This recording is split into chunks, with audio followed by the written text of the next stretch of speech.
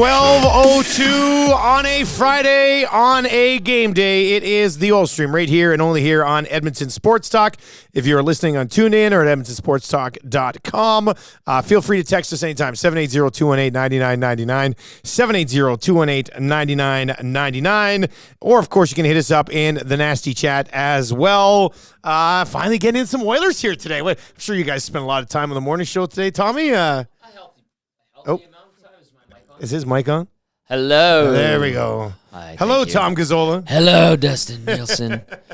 We spent a healthy portion of the morning show discussing the Edmonton Oilers and their bounce-back opportunity tonight. What did Gager have to say about the loss? Because I didn't have a chance to get two guys with him the other day. It was blown away by some people's negativity.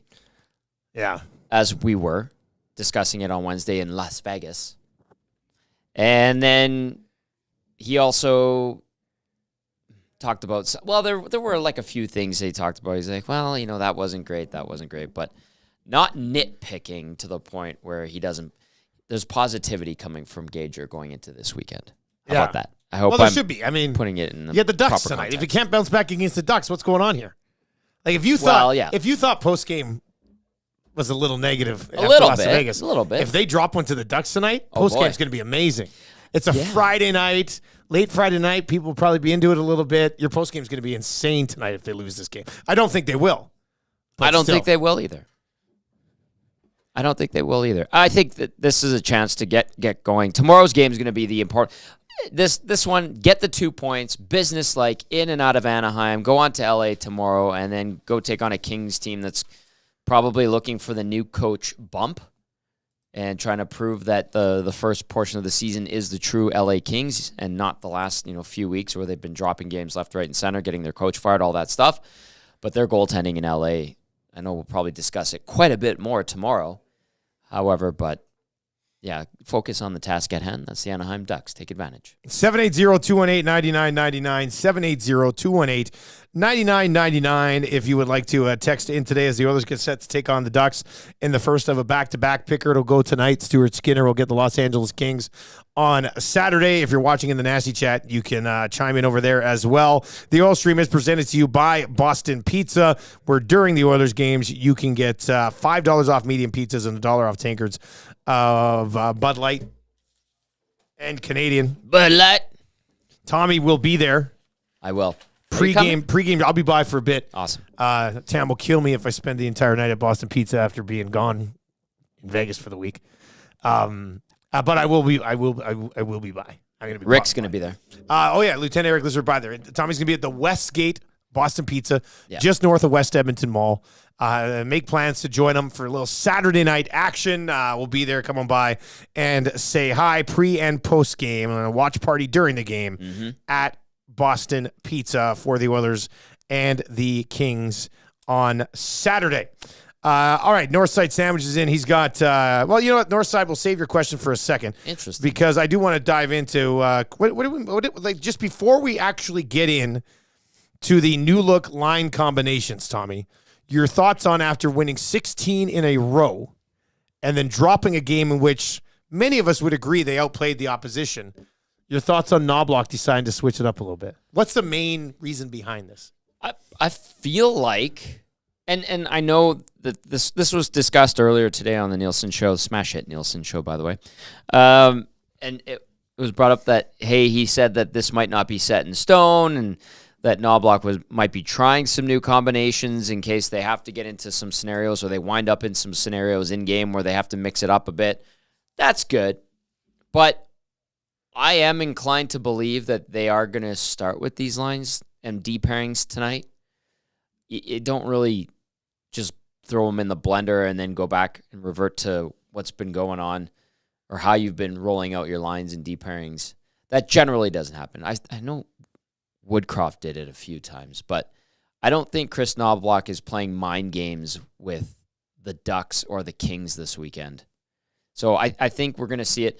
I was wondering at T-Mobile Arena, watching, Corey Perry go to work with the two young guys and Dylan Holloway and Ryan McLeod. I was like, I wonder if he'd look good and fit in on the second line instead of Warren Foegele. And Warren Foegele was one of the few Oilers that didn't have a particularly great night in Vegas. I don't think he was a huge detriment to the team by any means, but it didn't seem like his hands were where they were when the team went into the break. And then, Bouchard had a rough night. And so anyway, seeing Perry up there with Kane, I was like, oh, already?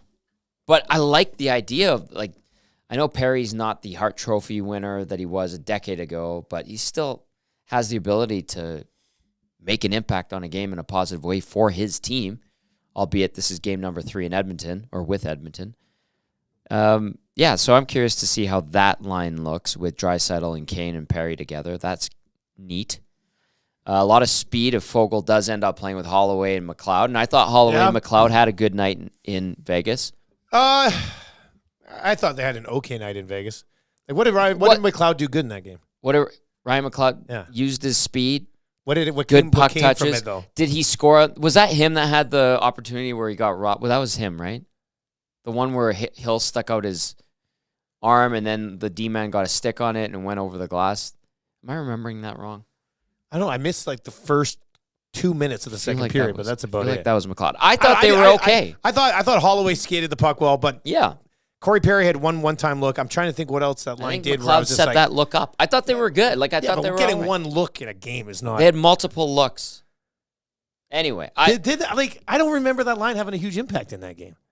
It's because you were waiting in line to spend $120 on 3 beverages. Well, those are pregame actually. Oh, that was only pregame. Pregame. It was some chicken tendies that I was getting in the first intermission that I missed. But I don't know. I guess I would just disagree that Holloway and McLeod had good games against Vegas. I thought they were fine. I thought they were. I liked Holloway. I thought they had a good game. I liked Holloway. I didn't think McLeod had a good. I thought McLeod had a so-so game against Vegas. But it'd be interesting to see. There's a lot of speed on that line. Yeah, with Fogle there now. Yeah. Do you think this is kind of told to Corey Perry that he's going to be up on the top line or top 2 lines, the top 6 when he came? Because I don't know. Corey Perry did nothing last game to get a bump. Obviously, I didn't think. No. He was quieter than he was in game 1. So it just seems to me like maybe this was maybe not. They didn't tell him, but maybe in their thought process, it was always we're going to see what Corey Perry can do. Well, yeah. I mean, if you're Corey Perry and you're looking at the Edmonton Oilers, you go on the right side. You go, well, Warren Fogel's on the second line right now. No offense to Warren Fogle, but he's not really a traditional top 6 player. Has he moonlighted up there? Yeah. Has he had some good stretches this season? Yeah. He's playing for a contract. But really, Warren Fogle is like a 3rd, 4th line type of guy, 20 to 30 points. Some nights he looks good. Some nights you're like, where's Fogle tonight? So I think if you're Corey Perry and you're looking at the Oilers and you're going, I could probably get into the top 6, even though I haven't played in almost 2 months. So this shouldn't be too much of a stretch for him to believe that he'd get up there. What about the blue line? This is interesting. This is what really caught me off guard. Right. Like Desharnais with Nurse. They haven't been touched all year, really. Right. Kulak with Bouchard. Ceci with Ekholm. This one, I'm like, I guess. If you're going to experiment with some things, I suppose this game against the Ducks would be the one to do it. Because it is Anaheim. You should go in there and win regardless of what the D pairings are. I don't think this messes up the flow of the defense. Is this a message to Bouchard that he needs to be better? Were they upset or not happy with Ekholm's game? I don't know. I thought Ekholm, outside of missing the check on the goal by Waugh, I thought he was all right.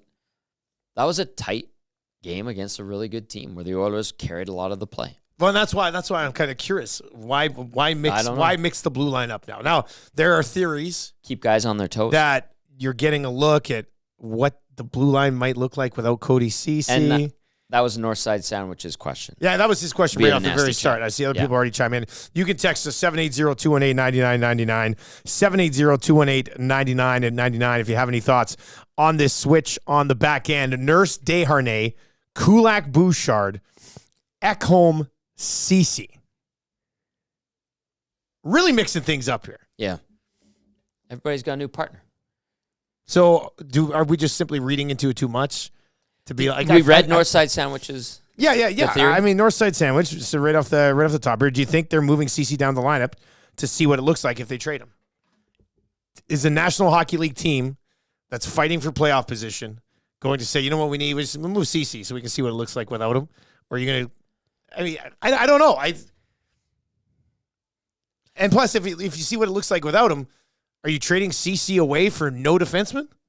You need a defenseman. Exactly. So what's the point when you're like, if you're trading CC, you're hoping to upgrade the blue line somewhere. Correct.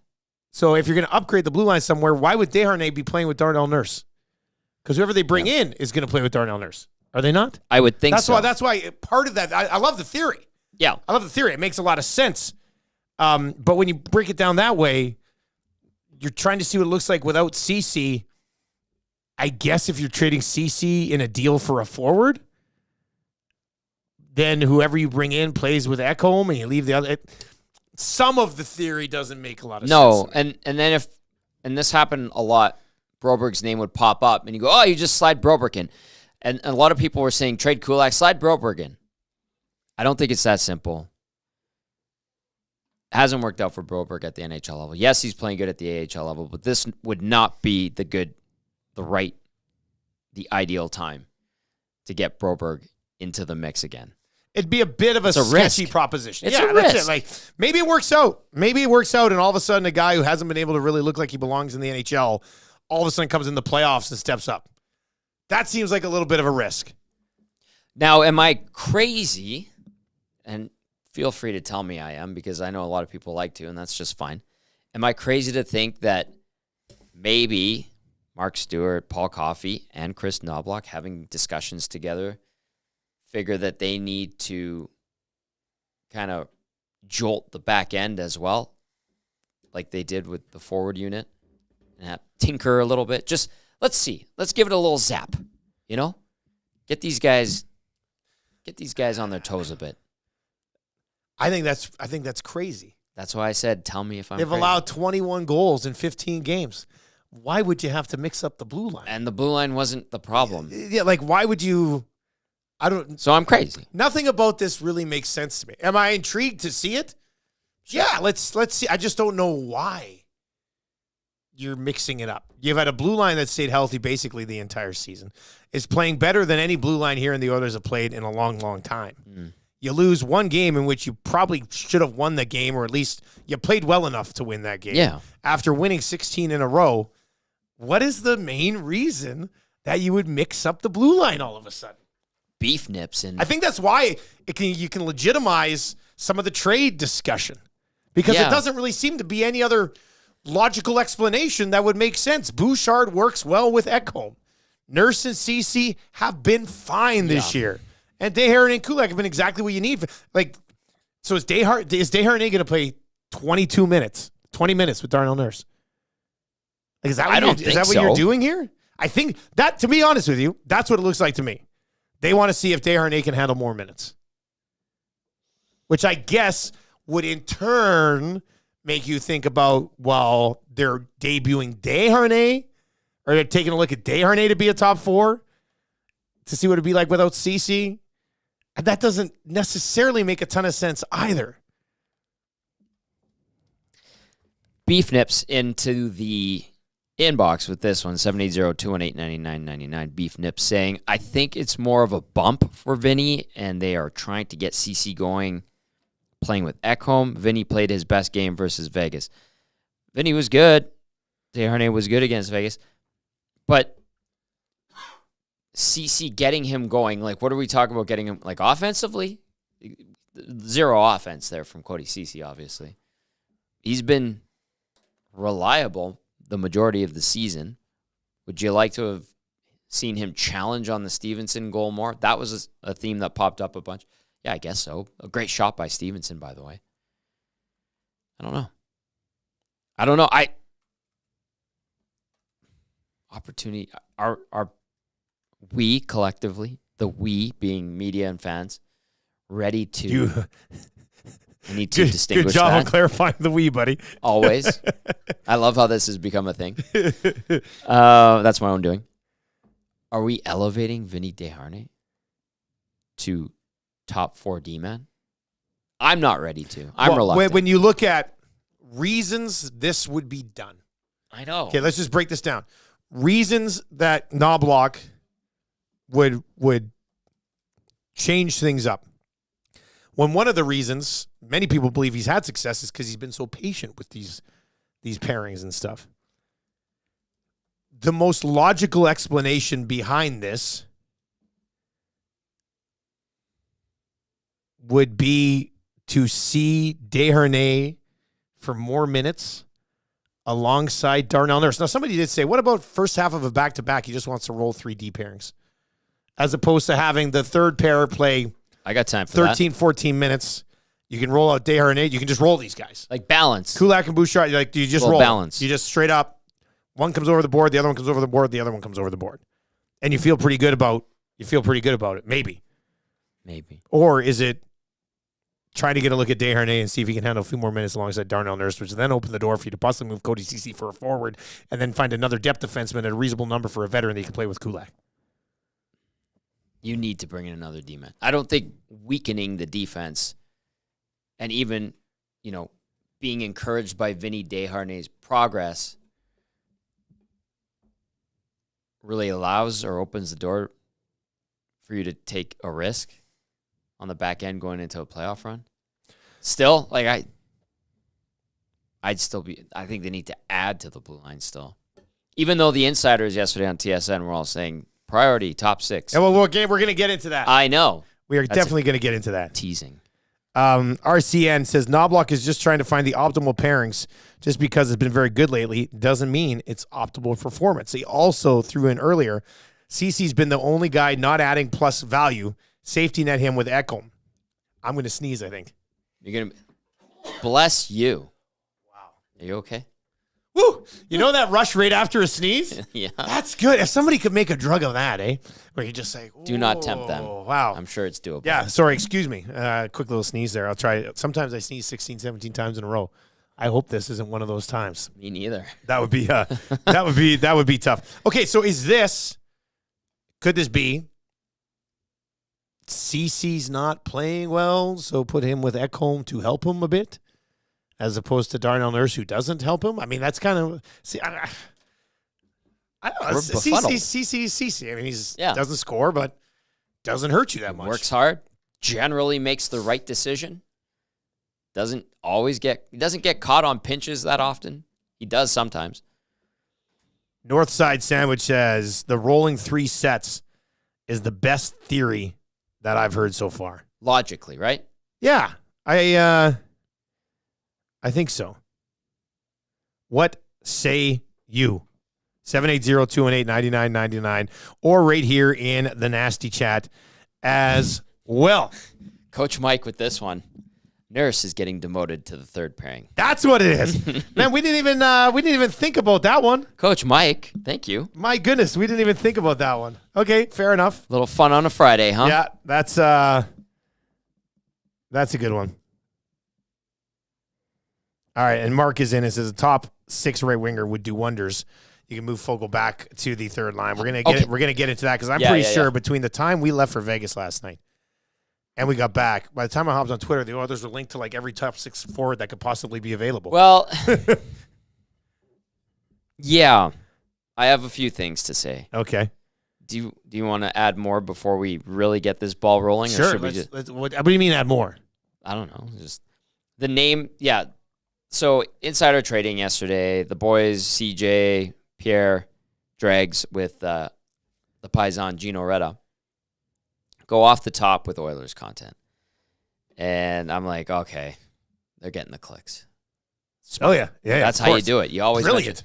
Now, there's always truth to, the Oilers call on everybody. We know this. This is a Ken Holland staple. The top 6 thing, I was like, why? The offense is working. They've got McDavid and Draisaitl separated. But then going back to what you and I were discussing earlier in the show, we're talking about Corey Perry getting a bump up here. Corey Perry, who's only played 2 games in the last 2 months, just trying to get back into a groove. I understand where the top 6 rationale comes from. And then you go, well, how do you make that work? You're going to have to move someone out. I'm like, who would be a prime candidate to move out? And I think naturally, instinctually, most of the fan base would say, well, Cody Ceci, of course. And you go, okay, why would it be Cody Ceci? Okay, you create a hole on the back end, but you need the money and the cap space. I understand that point of view, but you don't want to make the back end weaker. So look at forwards. Who could you move out? I'm going Warren Foegele, 2.75. If you can get somebody to retain with a big ticket. We had Dave Pagnout on Hello Hockey saying that the Oilers have been sniffing around on Adam Hadrick, talking to a few people. Apparently Ken Holland's been sniffing on everybody. Yeah, well, he does. We know that. I've been told to keep an eye on Philadelphia. And it was confirmed that, the Oilers and the Flyers have been talking all season, going back to when they were in the doldrums of a 2-9-1 run. But I was also told nothing is imminent with the Flyers. But they've been having discussions. So there's conversations there between the Oilers and Flyers. Yeah. And I know people, what about Konechny? What about Konechny? That'd be lovely. But I don't know how. Well, it seems like the insider buzz right now is that they're expecting the Oilers to do something of significance here. I don't know. I want to believe it, but at the same time, it's like, how do they make that work? You're going to have to do some finagling.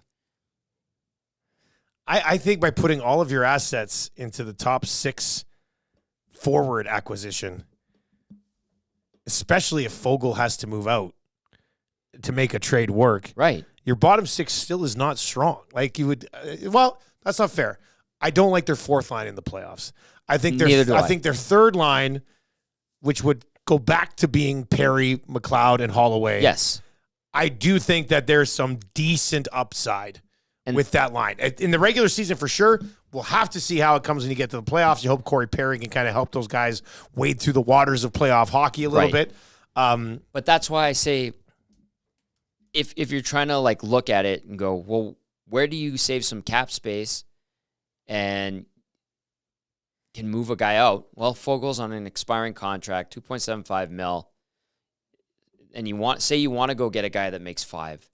If you're able to make that other team retain, move out Foegele, and then they still have 1.1 or 1.3 was Puckpedia had it at of wiggle room. It depends because they haven't called up Kemp yet, so Right. it's like it'll change a little bit the longer that he stays down. So that's why I'm like, well, if there's going to be a forward that gets moved out, are you really married to Warren Foegele? No. Right? Foegele, let's just say here, and this is hypothetical, by the way. I don't want to see this crap coming up to me on message boards. Wilson, the volleyball, says the Oilers will have just over $2 million in cap space by trade deadline if this roster stays the way it is now, which would make sense because if they would have left Holloway down, that number would have even been significantly higher. So this is with that D-man down and only running the 6. They have about $2 million in cap space there. So if you had the 2, then we're talking you can add a player's cap hit that's up to $2 million. You got a $2 million piece. That's what it is. But if Foegele goes the other way, that's what all I'm of a saying. sudden you're looking at a $4.75 million player.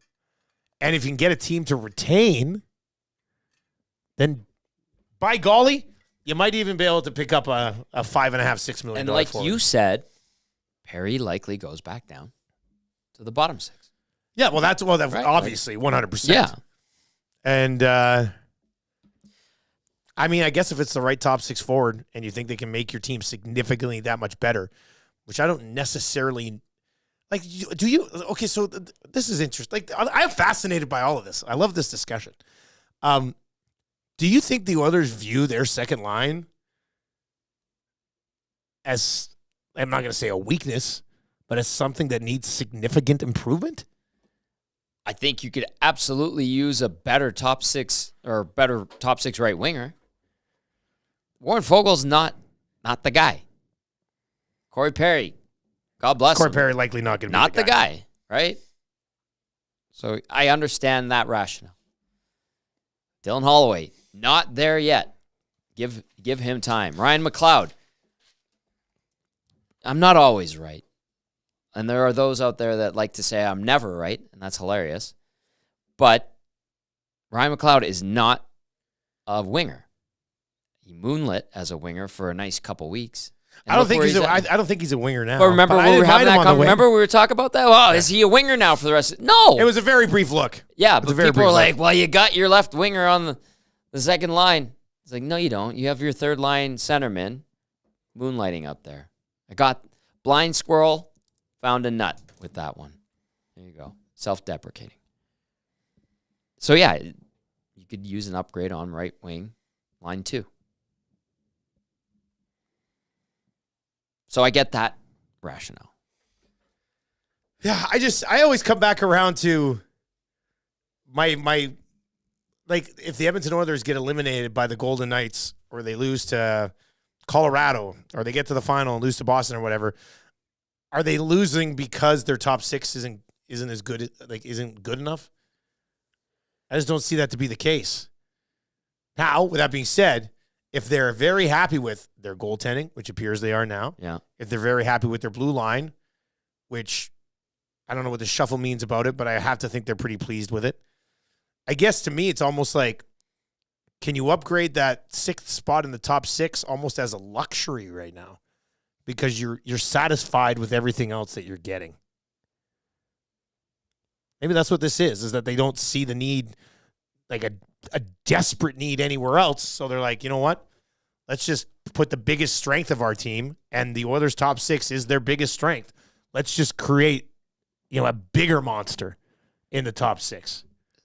Unless somebody gets hurt in the blue line in the playoffs, and you're screwed. Now, they thought they solved that problem with their offseason signing. Well, we don't need to talk about. We'll just leave that. I mean, this is kind of a. This was not supposed to be happening now. No, because, I know. Yeah. And I would add too, they made it to the second round, pushed the Golden Knights to 6 with Kyler Yamamoto in the top 6. They went to the third round, didn't win a game in the third round 2 years ago, with Puljujarvi and Yamamoto kind of rotating on the right side in the top 6. So, in theory, yes, they could get there because they've done it before, but they need to go over the top. I don't know. If you can make it happen, go for it. 780-218-9999. This forward conversation is not going anywhere. So if you are watching right now on YouTube, first of all, tell your friends about Edmonton Sports Talk. If you are listening on the Oil Stream podcast, we would love a sub over on YouTube. Just go to the Edmonton Sports Talk YouTube page and give us a sub over there. If you're watching right now, hammer the thumbs up for us and give us a sub as we continue to try to work towards 7,000 subs. Portions of the Oil Stream are brought to you by Popeye's Louisiana Kitchen. In fact, we're sitting here in the Popeye's Louisiana Kitchen studio at Edmonton Sports Talk, and this text just came in from Timber Woodsman, and he's right. I love this. Advertising works. Boys, I just grabbed a Popeye's Oilers meal. I got the Ekholm Cup. This is a whole lot of food. I'm starving, and the more we talk about the Oilers meal at Popeyes, the hungrier I'm getting. My stomach is growling. He's not messing around when he says there's a whole lot of food either. The nugs. Because we are talking, like, I would say this, the spicy regular chicken sandwich is almost enough for me. Like when I go to Popeyes, I love everything else that they have, but the sandwich is so damn big and crunchy. It's delicious. So you can get spicy or regular chicken sandwich. You get the completely unnecessary but delicious nugs. Then you get the Cajun fries, you get the medium drink, you get the dipping sauce, and then right now you get the Ekholm Cup. The Nuge Cup is available starting on Valentine's Day. Oh, okay. So it's a whole lot of food. And then you get the cup included as well. So it's a delicious meal. I would substitute the fries for a side of mac and cheese. Thank you very much. I think in this, you have to go with the Cajun fries in the Oilers meal. You know why? Because the Oilers are hot. That's why. The Cajun fries are pretty good that way. I also want to give a shout out to Popeyes because we were down in Vegas and Hustler and Jake from the Log Shop were like, you guys got to go to Raising Cane. It's like this amazing chicken tender spot. Have you ever been to this Raising Cane's? No, I've been hearing about it more and more. The boys are like, hey, you got to go. And I usually take Huss's opinion on food pretty legitimately. Gotcha. Like I know I have like no palate. Huss ain't going out for sushi and stuff. Like you have one. It's like the equivalent of like a 14-year-old's. Yes. Always has been, always will be. It's never going to change. So I told the boys, I said, let's walk. It's right over at MGM. I said, let's walk over there and we'll try this chicken that these guys are raising. Because like Huss was already talking it up. Then Jake Bowen Moss there from Coolbet hopped on Lock Shop yesterday and goes, "Oh, the sauce, the sauce." I'm like, okay, this has to be the most ridiculous chicken of my entire life. And I'm a Popeyes guy through and through. So we walk over, we get in, I go in and look at the menu. Very underwhelming. There's like 4 things. I'm like, what? What is this place? There's 3 different types you get 3 chicken tender packages and then a chicken sandwich. And that was like the only thing you could have. So I told the boys, Maddie doesn't eat ever. And Lieutenant Eric wasn't in great condition, but he was a little hungry for a chicken. So I got 6 chicken tendies. Yeah. That was it. Okay. Took them upstairs. I got 2 dipping sauces. And like I would say this, like they were good, but they're not Popeyes, man. Oh. Like right away, I was just okay. so I texted Huss and I said, dude, the review is in on Raising Cane's, 7 out of 10. Popeyes is a full-blown 10. Yeah. And he replied to me, he goes, a shocking turn of events, because he thought it would have been great. But I'm telling you, man, Popeyes is just dropping the best chicken on you every single time. It's it's ridiculous. I looked at the boys. I said, this is nothing special. This is nothing special. I wasted time walking all the way across to MGM. Yeah. For a chicken tendy that I can get 10 times more delicious back at home at Popeyes. Are you kidding me? Well, you can get Popeyes in the U.S. too. Yeah, actually, there was a Popeyes right next to it. There you go. So, but I had to put these 2 together, and I'm not saying this because Popeyes is a sponsor. Popeyes chicken destroys what I had at Raising Cane's. I've never had Raising Cane's, but I generally I agree. would say Popeyes is one of my favorites. You're not missing out on anything. Now I don't have a reason to go. There you go. Penner's Pancakes via the Nasty Chat says, I did flash my member card at Popeyes last weekend. I ordered the blackened sandwich, but the guy gave me both Ekholm and Hyman cups. What? Hey there. I like that. I like that a lot. That's great.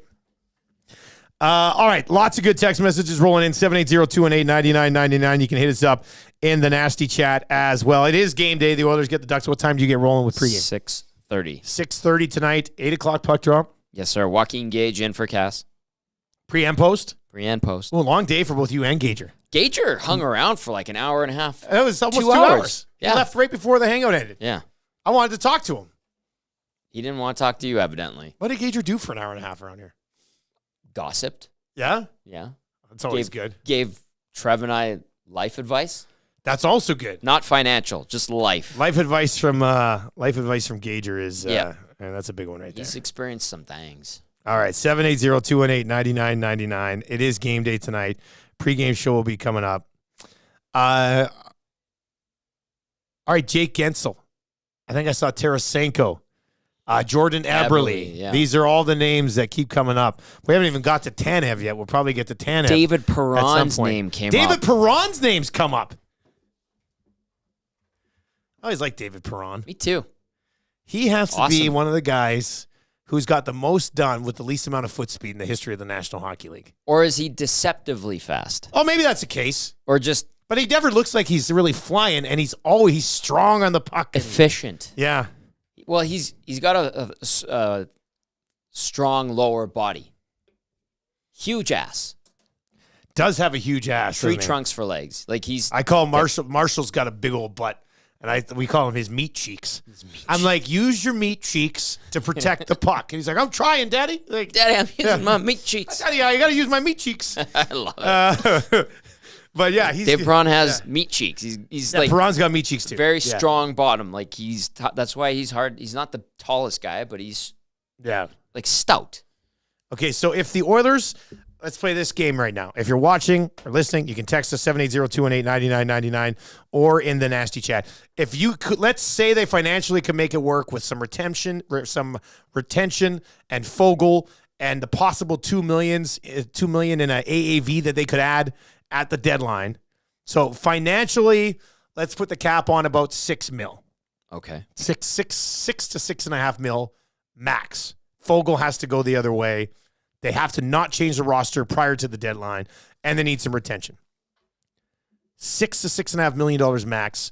Which top 6 forwards, name that has been mentioned, do you think would be the right guy to go out and get? 780-218-9999 or in the Nasty Chat right now.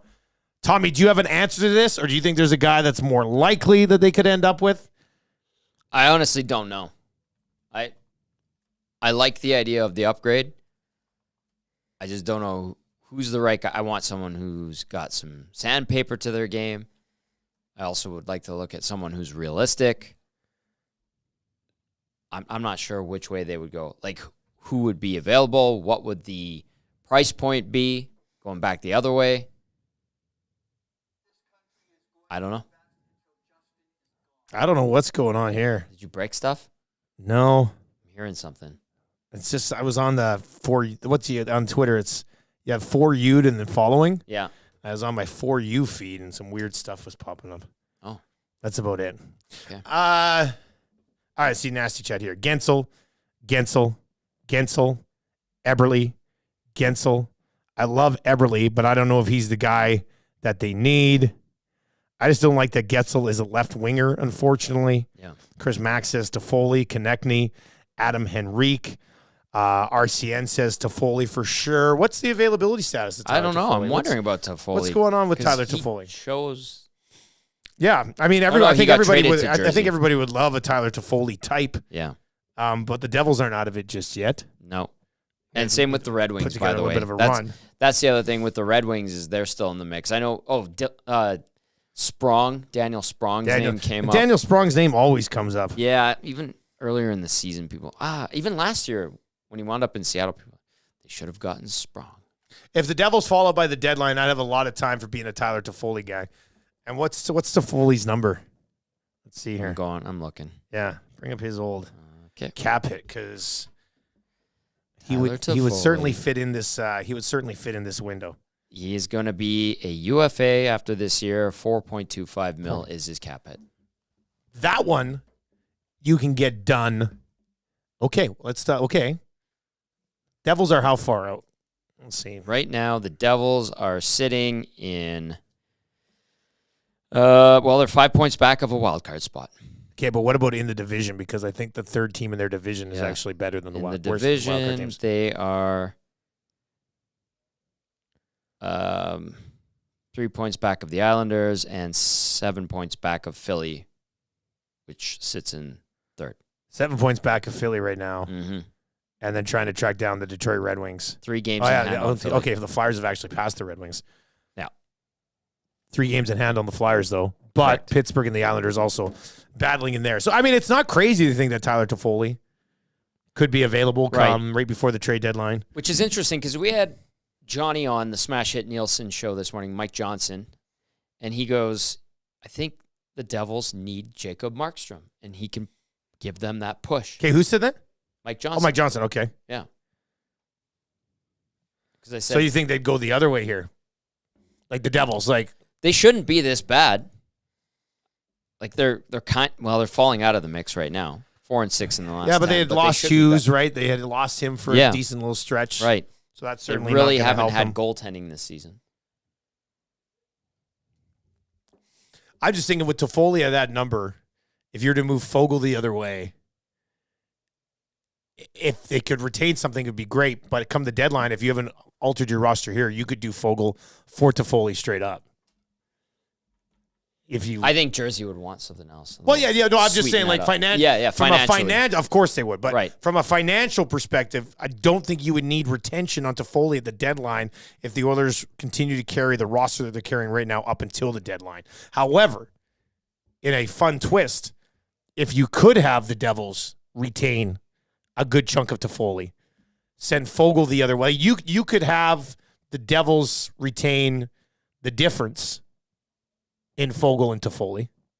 You'd have to pay for it to happen. Mm-hmm. But then you can use the $2 million that you would have accrued in cap space at the deadline on either a bottom six forward or a defenseman. Or one of each if you get them for like $1 million a piece. Now we're talking. Right? So maybe there's a little bit more flexibility here for the Oilers. It's not like it's a lot. They'd have to be careful with it. What about Jordan Eberle not being the right piece? Saw somebody say, I love Eberle, but I'm not sure he's the guy right now. I would say this. What is the goal right now? Is to improve the top 6. Who is a better top 6 right winger, Jordan Eberle or Warren Fogle? And I think 98% of us would say Jordan Eberle, hands down. I saw someone earlier saying that Warren Fogle is a playoff-type player.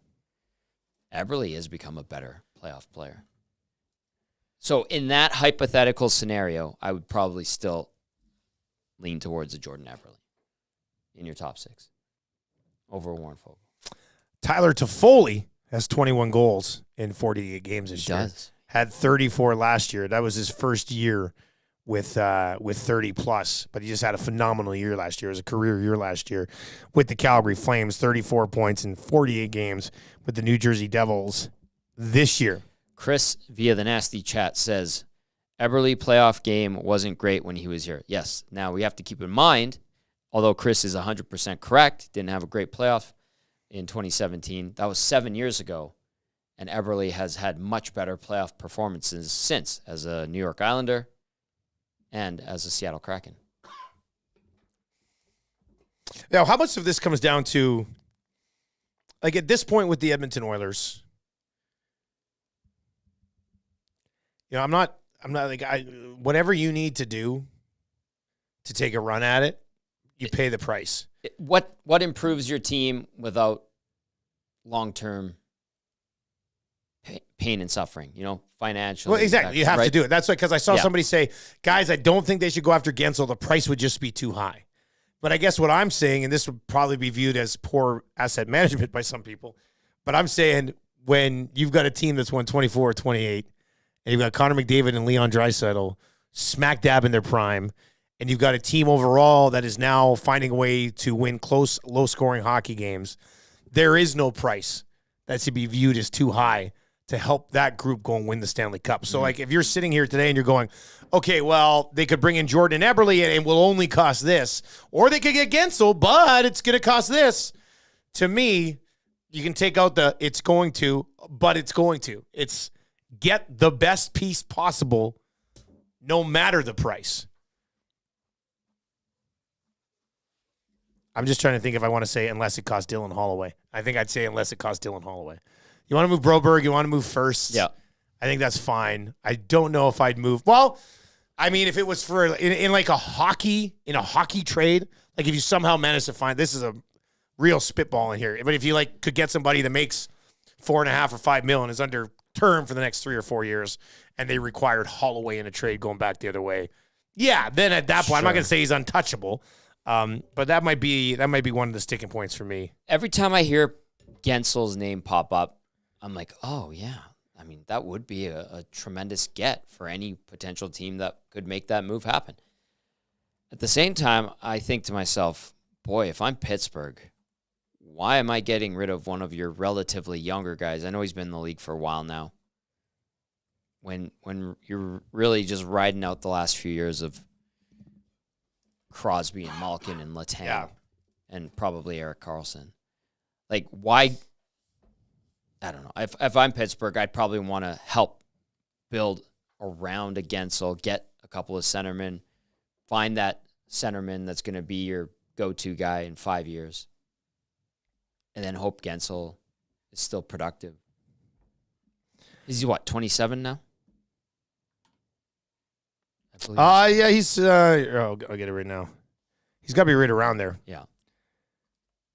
I was looking it up the other day. I'm pretty sure he was 27. A nice piece if you could somehow make him fit here long term, but he's 29. He's actually 29. Oh, okay. He's 29. Older than so a little bit older.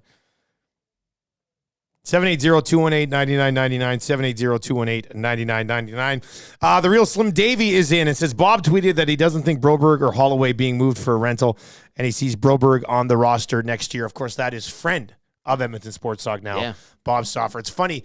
A lot of people say what happens in Vegas stays in Vegas, except friendships with Bob Stauffer. Those things come home with you.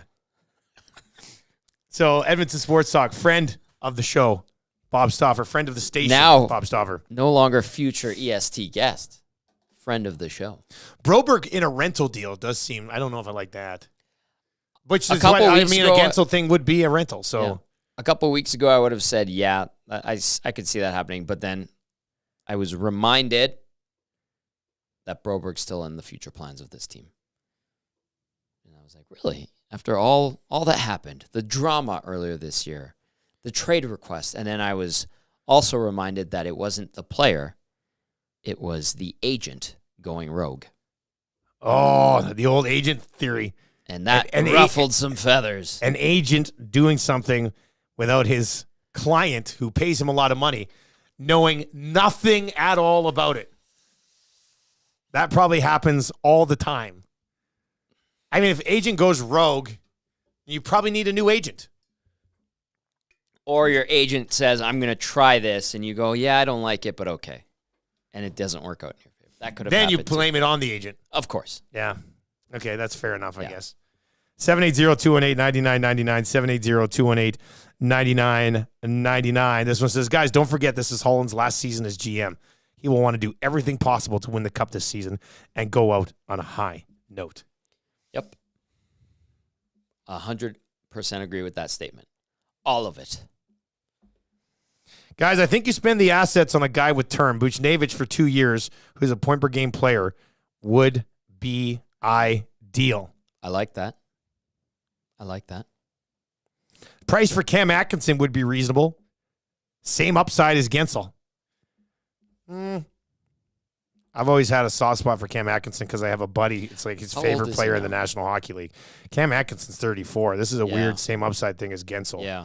I don't see that one. I'm going to politely disagree with your text message, but shout out for a Cam Atkinson reference.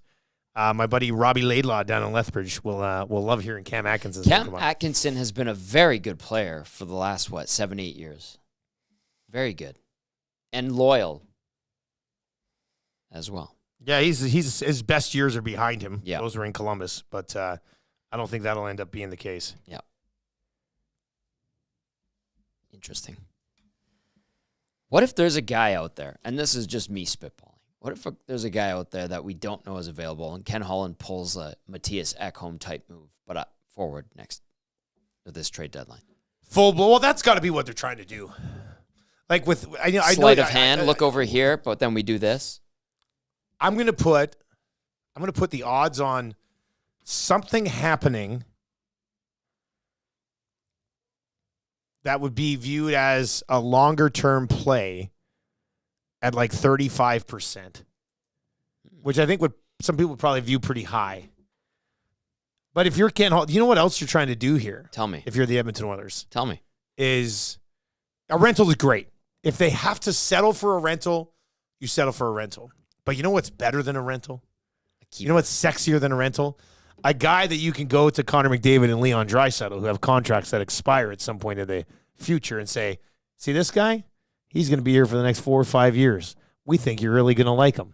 We're trying to build something here that's going to deliver multiple championships. How many Zach Hymans can you get? Well, that's the thing. I know. Like, they got Zach Hyman. You don't think Zach Hyman makes Connor McDavid want to stick around Edmonton a little bit longer? I would think so. Right? So the rental will be great.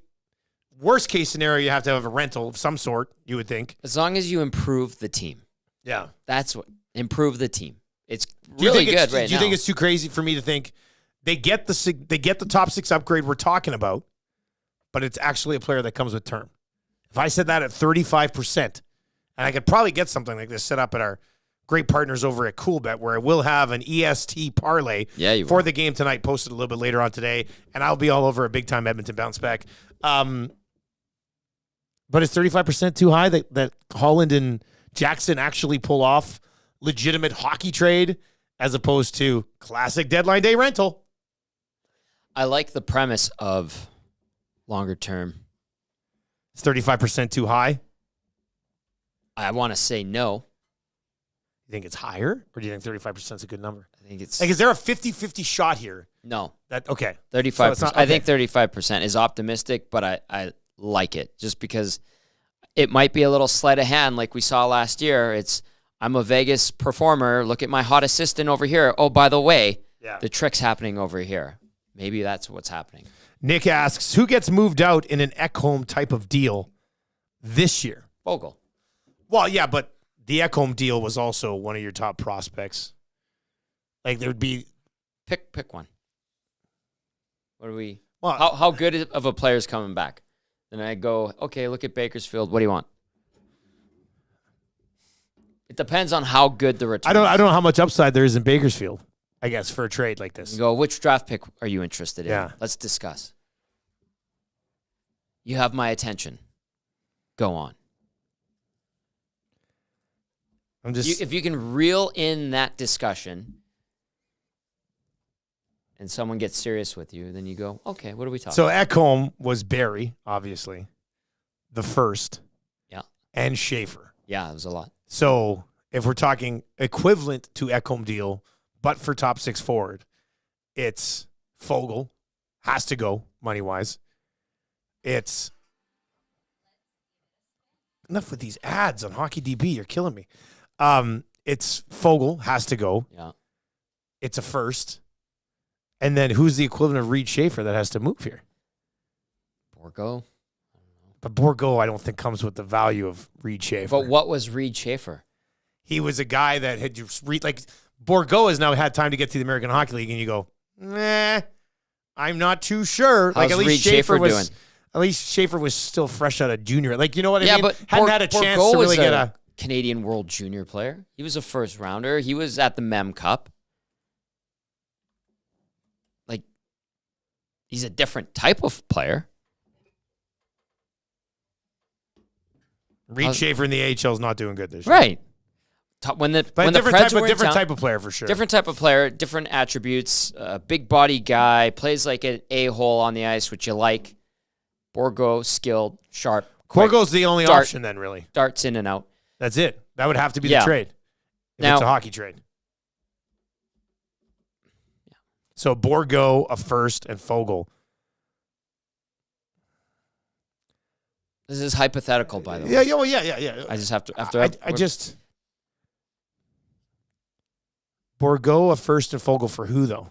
I don't know. That's not a rental package. Remember, there's a lot of term that came with that contract. That's not a rental package. Could it be a rental package? No, that's too much. That's too much for a rental package. Unless you're getting, I don't know. I think that's too much for I think that's too much. Well, but man, if you have to have somebody retain a little bit, it might not be too much for a rental. Because Fogle's contract year, I don't know. Would Fogle going out and a first and Borgo be too much for a rental? Sure seems like it. I think so. Instinctually, I think so. I don't know, though. I could see the Penguins being like, who cares about Fogle, essentially? I mean, Tyson Barrie at least had term, and you had chance. He's a player for you. Fogle, it's almost like in the NBA where you're like, oh, it frees up cap space next year because you're not going to sign him. Yeah. Who did the Raptors get yesterday and they immediately waived? Spencer Dinwiddie. Yeah. Yeah, Fogle, I guess, would be the mind you. Well, I wouldn't like wait. Fogle, They'd need him. Fogle, that's what I mean. But you know what? I don't know how much. I don't know how much value we're sitting here right now saying Fogle has to go back the other way because of his salary. Yeah. Right. We're not sitting here saying Fogle has to go back the other way because the Penguins really love him. Correct. Right. So, how much how much value in a trade does Fogle carry? Because if it's not viewed as that much, then a first and Borgo might be a rental price this year. We'll have to see. Which doesn't sound like it should be. But if you're just looking to end the season and you need a good NHLer to get you through the rest of the year, Fogle can be that guy. Yeah, but in a trade, I don't think that brings a ton of value. It's just like basically you just described a warm body, which is what Fogle is more than that to the Edmonton Oilers right now. This one I like from Cozy. Says, what about Alex Tuck out of Buffalo? That'd be great. And then this one says, Dusty, ask the analyst what he thinks of Jeff Carter. Who's that? You? I'm the co-host. Jeff Carter's old. And has term left now. He signed a new deal. Somebody just texted about Jeff Carter? Yeah. I didn't even realize Jeff Carter's still playing. Jeff Carter been retired for a couple of years. Pittsburgh. He's kind of done nothing in Pittsburgh for the last 18 months. So no, not Jeff Carter. You've already got Corey Perry. Like Corey Perry's your Jeff Carter. Correct. Right? Corey Perry's a guy who's not getting around as well as he used to and not going to contribute to the level they used to, but you bring him in you don't need a Jeff Carter when you already have Corey Perry. Correct. Portion of the Oil Stream brought to you by One Putt Virtual Golf, the best and most accurate indoor golf places in the city for serious and casual golfers. They have 6 TrackMan bays, which makes it the perfect place to golf and hang out with your friends while catching the Oilers game and crushing some EST 6 o'clock or lager. Check them out to plan your next event like birthday party, stags, team building, much, much more. They can fit up to 30 golfers, 40 people total. To learn more, check them out, www.oneputt.ca, or follow them on the gram at OnePuttYEG. I want to one-putt this one in. Okay. On Alex Tuck. Although I like it, he has a modified no trade clause. He is from Syracuse, so like Buffalo's quasi-home for him. Enough of this. Stop it. Enough of this. Like, for these guys with no trades, why would you not want to be a part of the Edmonton Oilers hockey team with Connor McDavid and Leon Draisaitl? You want to bitch about the weather and say whatever. I believe. But how would you say no? They're like, hey, do you want to go to Edmonton and try to win a Stanley Cup with one of the best players in the history of the game? No, I'm going to stay in Buffalo. Now, I know he was engaged, dating to a girl that has ties to Edmonton, from Edmonton. Lovely girl. I don't know if that would be any of a bit of a draw or help with the no trade. That's just me spitballing. Coyote Steve is in and says, Tommy, Gensel is not a fit. $6 million cap, too small. What about Josh Anderson? And somebody already replied to Coyote Steve and said, Stoff, is that you? And we can make these jokes now because obviously Bob Stoffer is a friend of the show of Edmonton Sports Talk. Officially. He did love Josh Anderson. I don't love the Gensel idea. I'm not against it. I'm like, if you're Pittsburgh, why are you doing that? Why are you doing that, Pittsburgh? Unless you're trying to full-blown rebuild and Gensel's 29 and you want to get somebody who's younger. I don't know.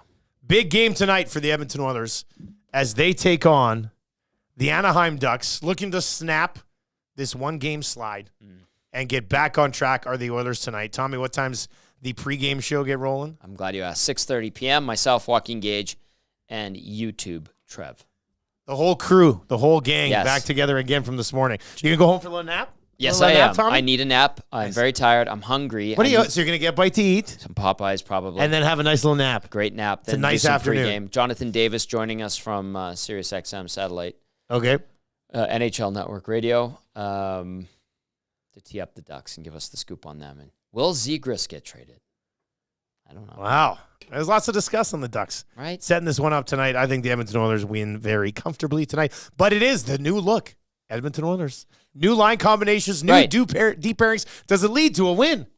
Yes. I wish we could confirm these new deep pairings and lines for you, but the Oilers opted for the game day optional. Yeah. Earlier this morning. That doesn't surprise you, does it? Not anymore. The Ducks, somebody said, haven't played since, 31st? January 31st. Coming off, that'd be rusty. That's rusty. I agree. Oilers going to hop on this tonight. I'll have a Lock Shop play of the day over on the Cool Bet socials. Of course, Cool Bet, a massive, massive part of what we do here at Edmonton Sports Talk. And one of our lock shoppers had a great line today for this Oilers game, so we're going to lay that out. And I'll have an Oilers parlay set up for you, a little EST Oilers parlay that you can get on before the game tonight as well. Tommy, you have a good pre and post. Thanks for stepping in this morning. Anytime. It was fun being on the Hangout today. That was neat. Yeah, it was weird. Role reversal. Totally. It was a strange day. You guys had good juice. Thanks, man. That's great. Replay of the Nielsen Show with Tommy and Gage are coming up here on EdmontonSportsTalk.com and on TuneIn. If you've been watching on YouTube, whether it's live or archive, give us a sub here at Edmonton Sports Talk as we continue to work our way through the early stages of building the future of Edmonton Sports Talk in this city. That's going to do it for the Oil Stream, presented to you each and every day by Boston Pizza. Tomorrow night, pregame, 6:30 again. Yep. Tommy. Yep. EST crew. Yep. Boston Pizza. Yep. Westgate location. Yep.